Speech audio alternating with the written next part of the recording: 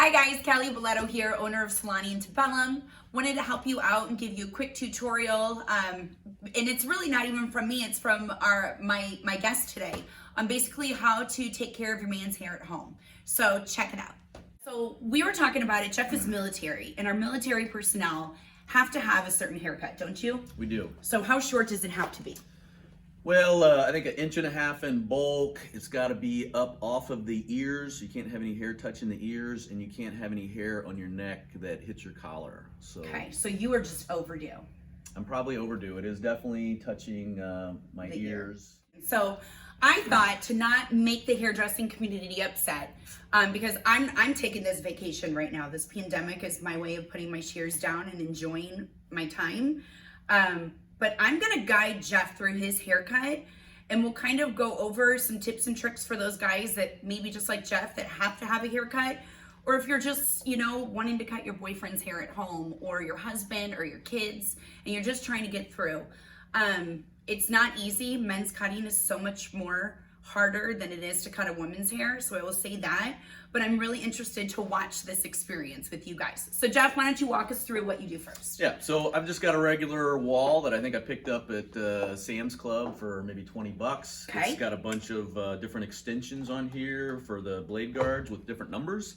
I've got a number 8, which is like the biggest one. I like to use a number 8 or even a 7 on the top of my head. So you see that right there? That means it leaves your hair 1 inch long, just so you know. That's what an 8 is. Yeah, it's 1 inch. That 1 inch. There you go. So I do 1 inch on the top. I typically try and avoid the bangs because if I do them really short, then they just kind of, Why don't you go ahead and start? So yeah, I'm gonna go ahead and fire this bad boy up. Just kind of walk through the process. So you gotta run over the top from every different direction to make sure that you get all your hairs, because your hairs are gonna lay in different directions, and you may not get them all unless you make sure you go through this from every single angle.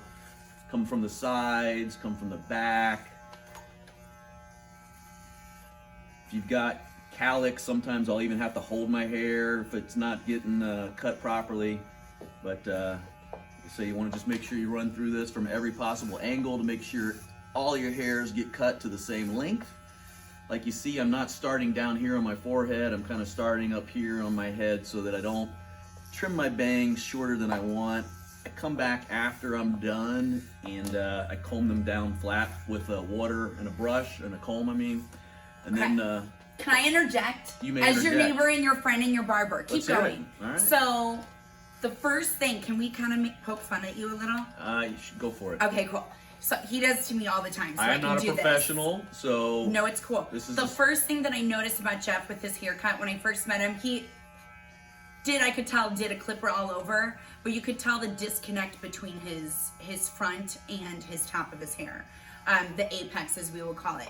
I personally think you should take that down and not scissor cut it, because I think that there's a huge disconnect between. Do it. Just do it, Jeff. Come on. All right, we'll do it. Just do it. There you go. Just cut it.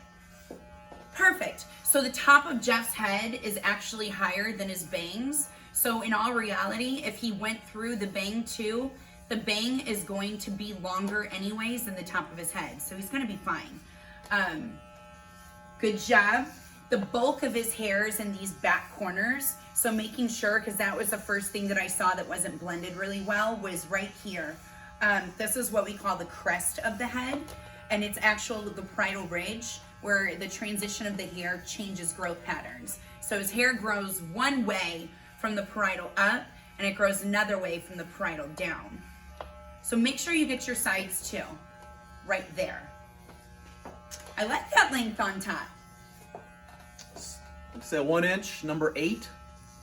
What I usually do on the sides, especially when I'm going in to drill on the weekends, is I'll do a number 1 guard, which is pretty small. But for this, 1, since I don't have drill, and 2, since you all are probably new to this, I would recommend starting with either a number 2 or a number 3.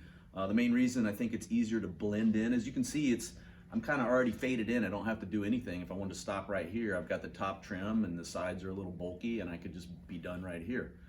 You want to do a little more? Maybe you're like... I want you to do a little more. So this is one thing. I'm going to take this for you, and I'm going to help you out.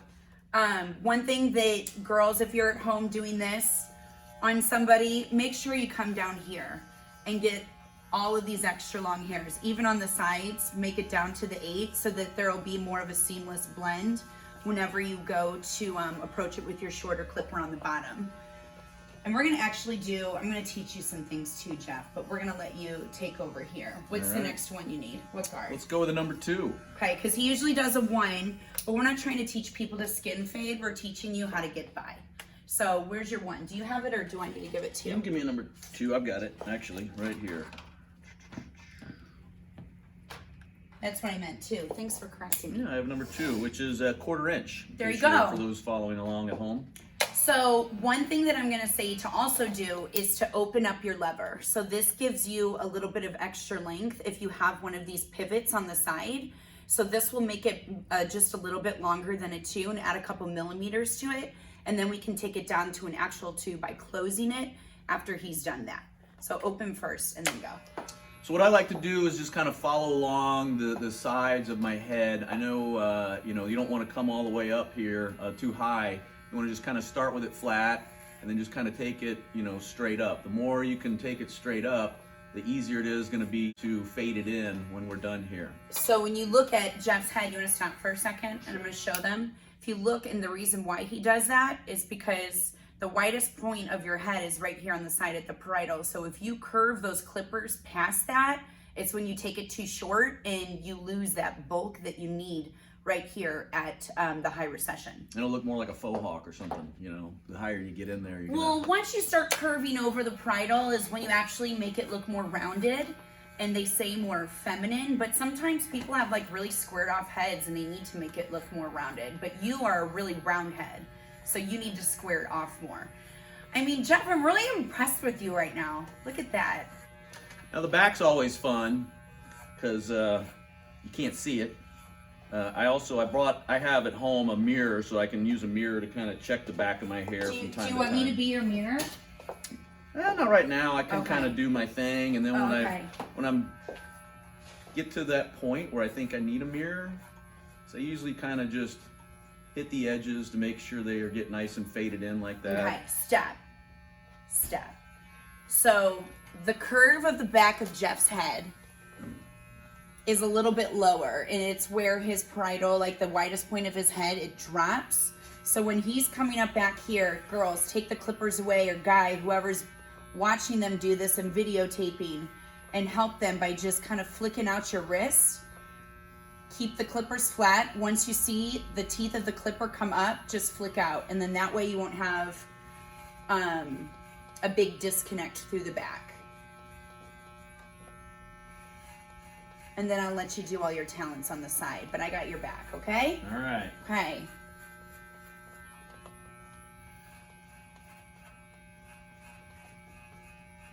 All right, here you go. Thank you. Welcome. Now we're just going to start on the other side. You want to make sure you get in behind your ear, because you'll find a lot of times when you're done, you'll have some like extra long ones back there behind your ear. What I usually like to do is take the guard off and just kind of run it around my ear when I'm finished here. Right now I'm just interested in getting it, kind of faded in with the top. A lot of times I'll use like a 4 guard as well to help fade it in, but because I'm using a 2 blade right now, honestly it's pretty well faded in already. I can kind of, if I see a high spot, I can kind of hit it like this with the guard and kind of trim it up a little bit. If you have a 1 that you're using, it gets a lot harder to get that fade in there, and it takes a lot more practice and experience with that. But here with a 2 on the side, or even if you went with a 3, I think it's fairly easy to fade it in. As you can see on the sides here, I really don't have like a fade line or anything. It's already kind of, nicely faded in with the 8 that I did on the top. But if you do have a little bit of a fade line that you're having a problem getting rid of, you can change your blade out and go with a little larger. This is a 2. You could go with a 3 or even a 4 to kind of get some more of the stuff on the sides. But I'll just kind of... Yeah, go ahead. I stop. So, pros. This is for the girls that are watching this that are licensed cosmetologists or barbers. He is really doing a great job, but this is what I met whenever I first met Jeff, was that disconnect. So for those of you that are gonna step in and help out whoever's hair you're cutting, we're gonna do exactly what Jeff just said. We're gonna switch out our guard. So we're gonna put down the 2. We said we did an 8 on top, correct? We did an 8 on top, yeah. So let's go ahead and we'll jump to a 5. I'm gonna close my lever and I'm just gonna go through right where I see the disconnect, and I'll actually turn so that you guys can see right here, and we'll just go through and soften that.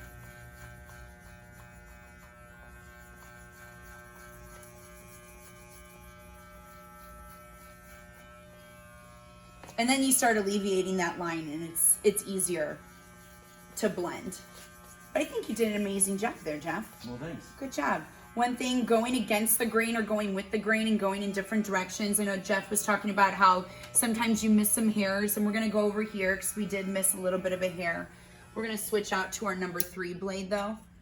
I've got number 3 right here. There we go. Thank you. You just see this little guy right there on the side. All right, so talk to me about lining up. Would you like to borrow my edgers instead of using this one? No, I'm okay with that one. You want to use yours? Yeah, okay. Let's get our Jeff number. likes his things. So now what's next? So now, I would like a number, can I get the red one?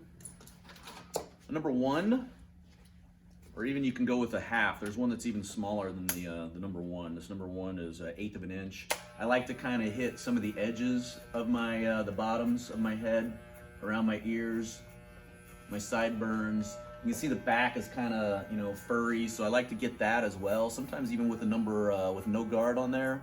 But this right here will kind of, number 1 will take care of a lot of the extra hair that is just, and even though I can't see it, I got a good idea of where my hairline starts. And because I had a number 2 on the side, this number 1 isn't gonna make that big of a difference. You don't have to fade it or be extra careful. The best thing when having somebody with you is they can see the back of your hair, and they could actually, you can take this guard off, and then they can draw like a line, especially if you got dark hair. I've got lighter hair. Can I do that for you? I've got lighter hair, so it kind of fades. It doesn't stick out as much, but if you have dark hair and you like to get it blocked, you almost have to have somebody help you with that, so they can clean up some of that extra neck hair that you've got, and then block off the back if that's the style you like.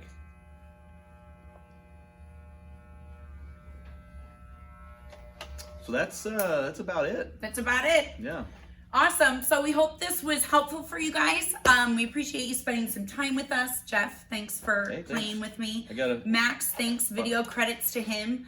Have fun editing this. But we really appreciate you guys at Salon Antebellum. We're so excited to have you back in this chair. I miss my job. I miss cutting hair, and that was kind of exciting. Yeah, I'm ready to be back in here as well. Yeah. But I'm having a new haircut now for last me another month and a half. There you go.